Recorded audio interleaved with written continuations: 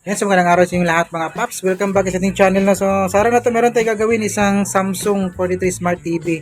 Problema, ito yung kanyang problema. Makita nyo ba yan? Kita nyo ba? Ayan o. Para magdidilim yung kanyang screen. Ayun o. Yan, dito para klaro yun o. Para magdidilim siya. Tapos normal din, magdidilim. Ayan, dito kita nyo. Ayan o. Yan, ito yung kanyang problema. So, model nito. Okay. Model niya. Pakita natin yung model. UA43EU7000G. So, buksan natin. So, yung mga paps, nabuksan na po natin. No? So, ito yung kanyang design ng kanyang power supply. And main board. Tapos, yung kanyang speaker. Yung BDS cable. And top board niya, left and right. Ang connection ng kanyang papuntang right is ito. Isang flex.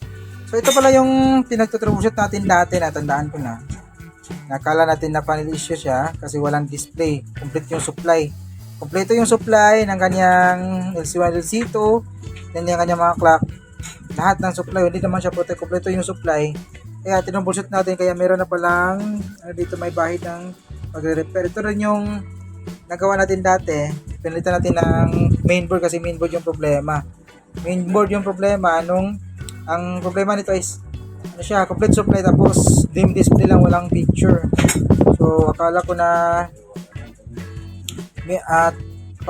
panel yung problema, then nakala din ng unang gumawa kasi hindi pa ako nag-repair to, bali ginawa na to ng ibang technician or ko lang kung technician ba yun. Then ginawa niya, ni-remove din niya yung mga connecting resistor dito. And sa may kabila rin, ginalaw na niya. Yung ginawa natin, binalik natin lahat, tapos nag-troubleshoot tayo. So, paisa-isa natin tinanggal, left, right muna, tapos check, ganun pa rin, balik natin yung right, yung left naman, tinanggal natin yung mga clock connecting resistor dito, yung kanyang clock at LC1. Check natin, ganun pa rin. Buti na lang, meron akong nakuhang isang, may pumasok dito, na same model. Sinalpak ko siya. So, nung masalpak natin, gumana. Sabihin, doon na figure out na mainboard pala yung problema. So, nag-order tayo din. Pagdating, kinabit natin. So, okay na siya. So, ngayon bumalik mga 2 taon nata. 2 taon din. Ito na yung kanyang problema, yung display niya na parang nagdidilim. Nagdidilim yung kanyang picture. So, yun nga, panel yung problema. So, dito ginawa natin is hinang muna natin yung right side, connect natin. Meron siyang display. So, meron siyang display pero nawawala. And pangit yung display niya. So, mayroon tayong hint na dito na side yung may problema. So, ang ginawa natin is tinanggal muna natin una yung kanyang LC1, LC2. Ayan. Ito yung kanyang LC1, LC2. Tinanggal natin yung connecting resistor dyan. Tulad nito. Ayan. So, ito yung kanyang naging resulta. Gumana naman siya. Kaso, meron siyang kunting problema na lang. Flicker sa kanyang bandang taas. Ayan, nakita niyo ba? Wala na yung para magdidilim yung screen. Pero meron siyang flicker dito sa bandang baba at mayroong guhit. Tingnan natin para makita natin. So, plinin na po natin yan. So, di ba? Wala na yung parang umuuga or nagdidilim yung screen. Wala na yun, pero meron tayong makikita dito, hindi ito masyadong sa kanyang bandang baba at dun sa may bandang taas rin merong flicker. So wait lang, nag-ads pa. Ayan, nakita nyo ba? Ito, hindi na makita eh. Yan, meron siyang konting flicker. So wait lang, gawin natin, punta tayo sa may ito, labas na. Wait. Ito para baka makita natin. So hindi naman siya masyadong makita pero pasalit-salit kasi lumalabas yung kanyang parang flicker rin. Parang may guhit ito sa bandang baba. So mga tayo ng remote. Ito tayo sa may source. Ayan. So dito na lang tayo. Ayan, nakita nyo ba? Meron pang kunting click. Kita nyo ba dito?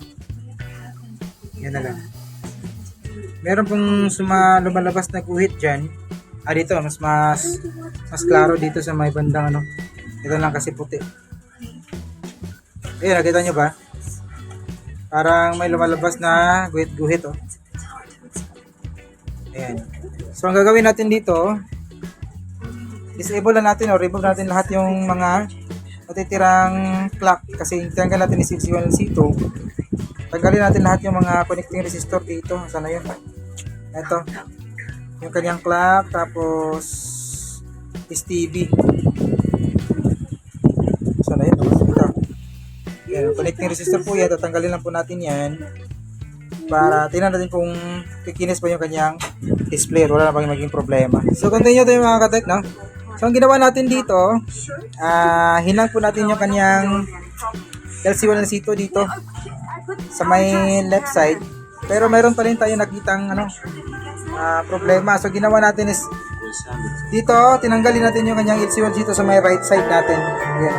Then, ang ginawa natin para hindi na maging pa yung kanyang dalawang meron kasing flicker pa kunti dun sa kanyang bandang baba ng screen. So, ang ginawa ko is pinagdudugtong ko yung LC1 C2, yan, pasok sa my source ko, papasok sa my flex natin. Pinagdudugtong ko yan, ayan, dalawang linya na yan.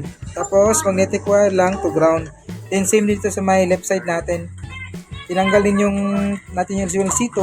Tapos, yung papasok sa my source scope natin, pinagdudugtong natin yung dalawang linya LC1 C2, tapos kinonect natin sa my ground. So, ito na po yung naging resulta. Ayan, no? So, wala na siyang, hindi na nangingitim yung screen natin, hindi na biglang nangingitim, tapos meron pang slow motion. And wala na ring, bulo na tayo, wala na ring flicker dito sa may bandang babang side. Ayan, so, yun, kita nyo ba? Wala na po siyang flicker, diba? Wala nang linya na lumalabas. At tapos ating maidugtong yung LC1 dito, tapos kinabit natin sa my ground. So, meron talaga mga, ganitong setup na pwede siya, meron namang iba na hindi.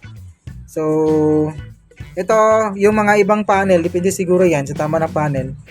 Kapag tinanggalan mo ng LC1, both side, tinanggal mo ng LC1 LC2, yung kanyang panel is magkakaroon natin mga katek, no? And sana kahit pa paano may nakuha kaya ideas tingin ako ngayon. May God with us always. So this is your service, Warren Cosetec. See you in our next video.